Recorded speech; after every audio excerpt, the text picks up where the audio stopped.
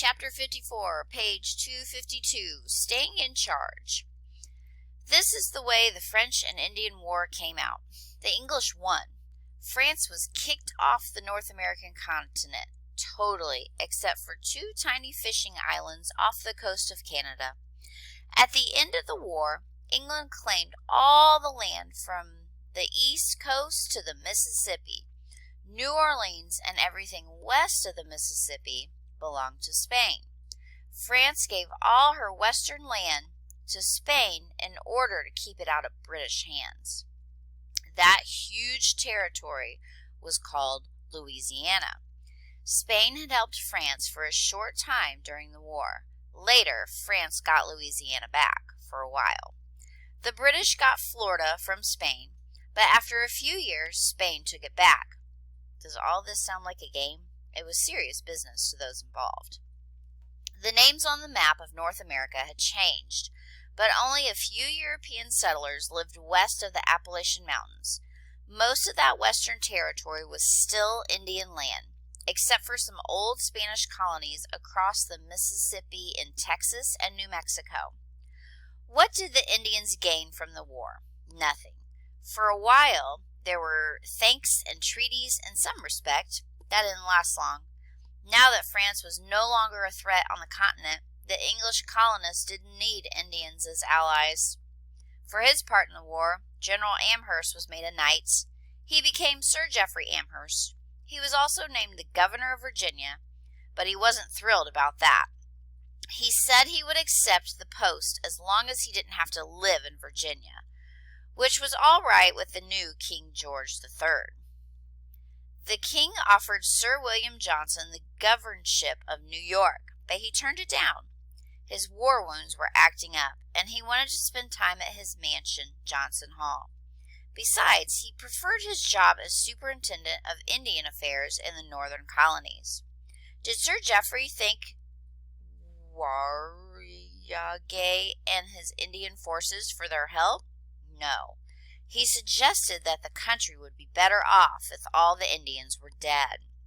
He even tried to spread smallpox among them with blankets taken from smallpox victims. That was germ warfare. Top of page 253. Amherst was now the top British military officer in America. He sent out orders to English forts to stop supplying Indians with guns and ammunitions and the traditional gifts they used to get from the French. That may sound reasonable, but it wasn't. The Native Americans needed guns in order to hunt. Many had forgotten how to use bows and arrows. They were soon without food or clothing. The situation got pretty bad. Sir William Johnson begged Amherst to treat the Indians with respect, but Amherst was stubborn. At the same time, settlers were pushing into Indian territory. They were taking tribal land and killing Native Americans.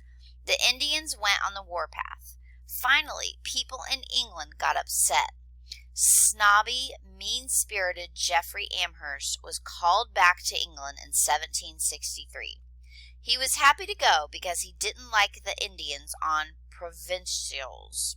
English officials tried as best they could to keep the settlers out of Indian territory, but mostly they couldn't do it. Top page 254. England now had a big responsibility. She had to manage almost 2 million people in the 13 colonies.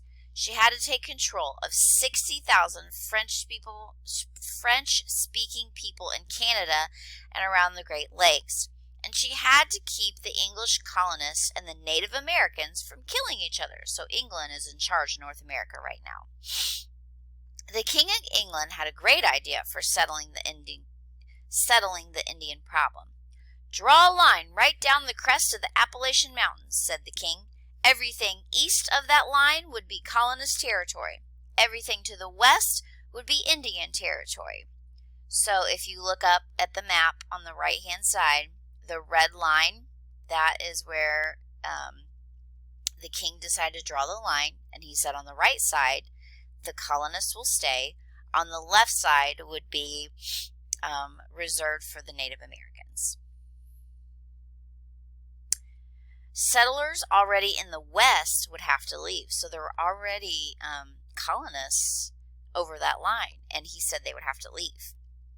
Everything to the west would be Indian territory. Settlers in the west would have to leave. And that was what the king ordered in his proclamation of 1763. If the colonists could be kept east of the Appalachians, there would be no more fighting between the settlers and the Native Americans. That land to the west of the Appalachians wasn't good for much anyway, said most people in England. But the western land looked mighty good to settlers who wanted farms of their own. So at the top of page 255.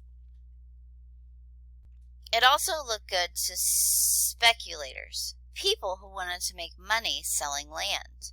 Benjamin Franklin and George Washington were two of those who speculated in western lands. Now that the French were gone, the English settlers thought the land should be theirs.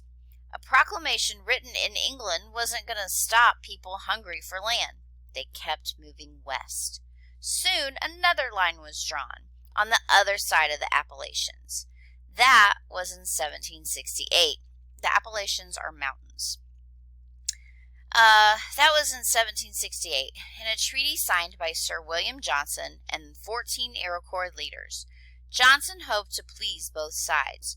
The Iroquois got cash and promises. The English-speaking settlers got land over the mountains, especially land west of Albany.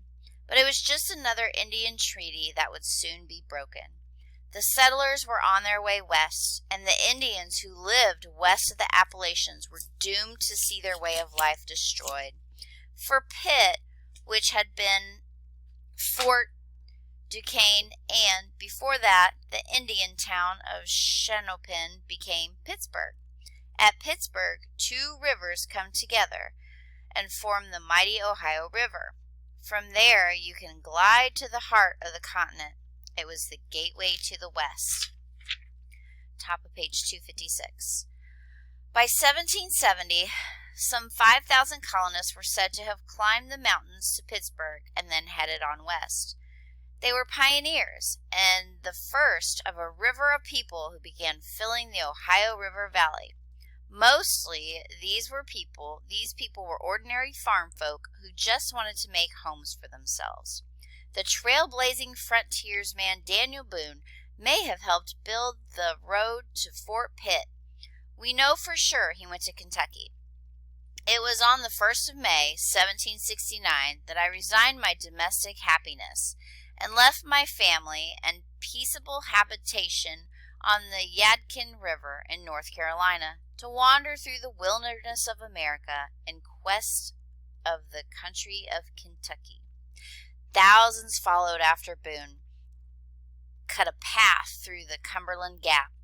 The Wilderness Road, as this path was called, provided a southern route to the other side of the mountains. Those who went west were a lot like those who had come on the Mayflower. They were tough enough to build homes in a strange, raw world. They were able to make their own laws. They were survivors. They were independent-minded. Men and women like that were not likely to take orders from a faraway nation. Top of page 257. Daniel Boone, frontiersman.